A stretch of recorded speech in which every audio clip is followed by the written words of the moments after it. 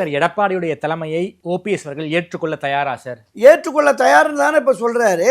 எடப்பாடி பழனிசாமியுடைய தலைமை ஏற்றுதானே அதிமுக வரணும், அதிமுக இணைகிறேன் அப்படிங்கிற சொல்றது இருக்குல்ல, அதுவே ஏற்றுக்கொள்றது தானே. முதலமைச்சராக அவர் அறிவிச்சுட்டாங்க, அவர் தான் பொதுச்செயலாளராக இருக்கிறாரு. எனவே இணைந்து பயணிப்போம் என்பது, தன்னோடு பயணித்த இந்த பல்லாயிரக்கணக்கான தொண்டர்களை அங்க இணைச்சு விட்டுட்டு நாம நம்மளுடைய அரசியல் எதிர்காலம் என்னவானாலும் ஆகட்டுங்கிறதுக்கு தான் கடந்த பல மாதங்களாவே சொல்லிட்டு வர்றாரு. எனக்குன்னு அரசியல் இனிமேல் கட்சியில எனக்குன்னு பெரிய பொறுப்பு பதவிகள் தேவையில்லை என்கிற நிலைக்கு வந்துதானே அதை சொல்றாரு. தனி கட்சி கிடையாது, தனி கட்சியை உருவாக்கி தேர்தலில் போட்டியிடணுங்கிற எண்ணமே எனக்கு கிடையாது அப்படிங்கிற மாதிரி தானே சொல்லிட்டு இருக்காரு. அப்ப இந்த நிலைப்பாட்டிற்கு கூட ஒப்புக்கொள்ளாமல் எடப்பாடி பழனிசாமி பிடிவாதம் காட்டினால் எப்படி வெற்றி பெற முடியும்? ஏன் சார் ஓபிஎஸ் சேர்க்கக்கூடாதுங்க ஒரு மைண்ட் செட்ல இருக்காரு இபிஎஸ் அவர்கள்? இதுக்கு என்னதான் காரணம்?